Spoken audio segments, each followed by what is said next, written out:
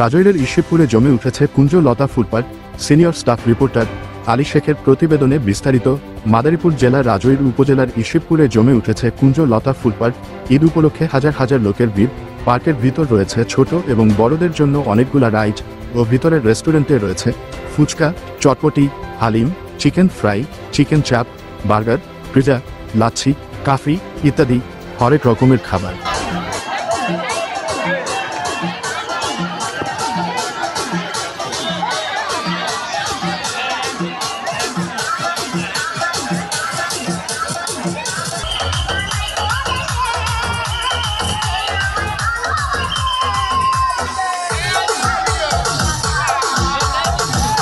ছেলেমেয়েরা এখানে আসে, খুবই আনন্দ ভোগ করে এবং প্রতি বছরই প্রতিদিনের আসে এবং ঈদের সময় তো মানে ভাষা প্রকাশ করে এত আনন্দ করে ছেলেমেয়েরা।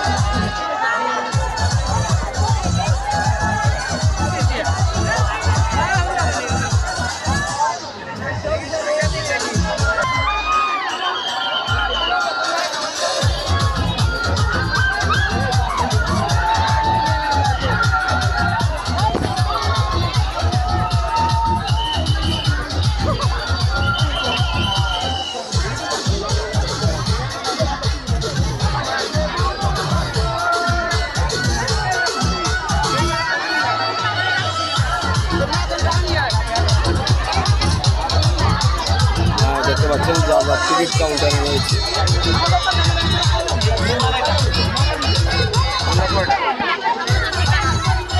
ভাই টিকিট কাউন্টার টিকিট বিক্রি হচ্ছে কেমন?